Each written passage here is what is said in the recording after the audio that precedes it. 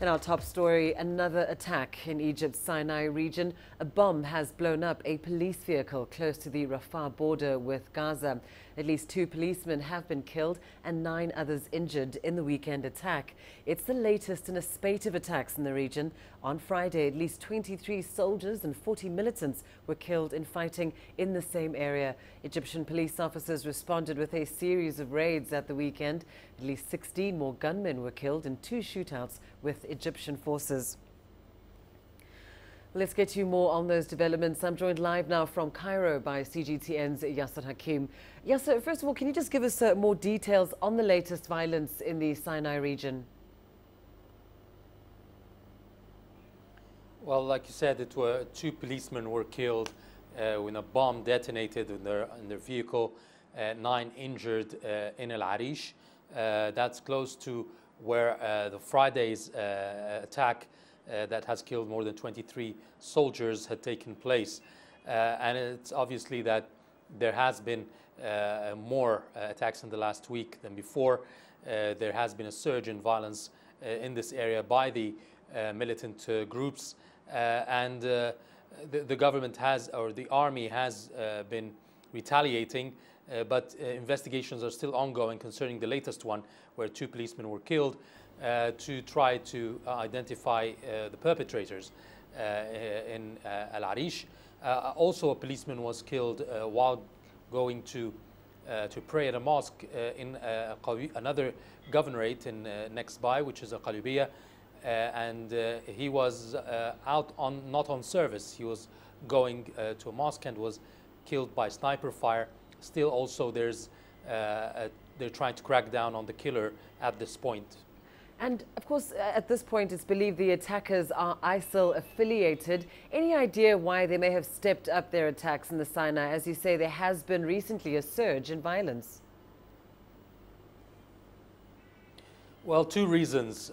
First is that this week is the annual anniversary of the uprising that has taken out the Muslim Brotherhood from power, and which was followed by crackdown on terrorism by the new president or the elected president after the uprising, Abdel Fattah al-Sisi.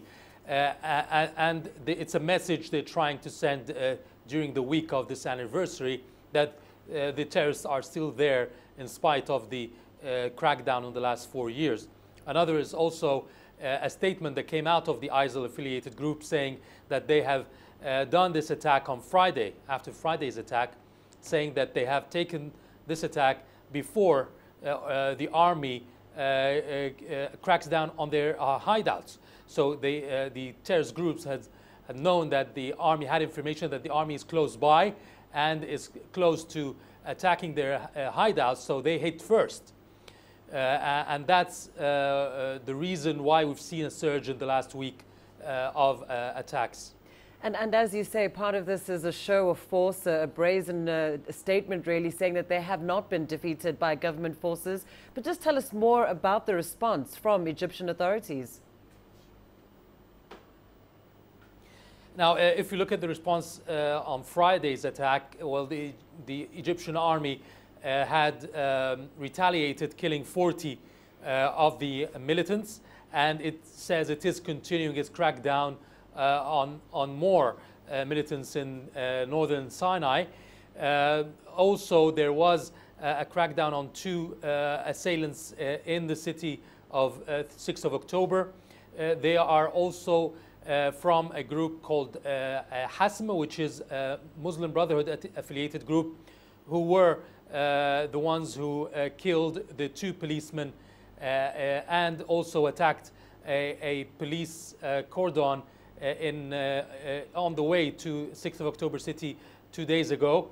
So 2 of those Hasma members were killed, and that's on the security side. The governmental side, the government announced and the president announced that he is forming what is called a higher council for terrorism. It will be formed in the next few days.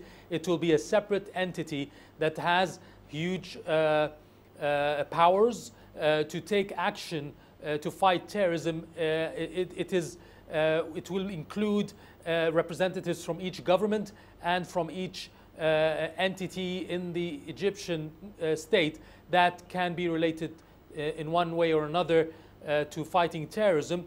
It will be one council with members who will be coordinating efforts to fight terrorism, whether security-wise or legally or psychologically, and also through fighting extremism through thought and social media and schools. So it's one entity that will work on a sort of comprehensive plan to fight terrorism in all its means.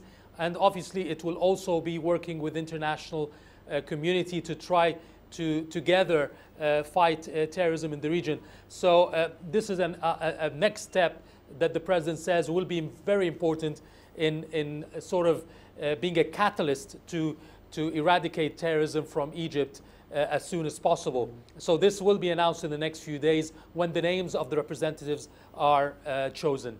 Indeed, a significant development in that regard. Thank you so much, Yasser Hakim, joining us there live from Cairo.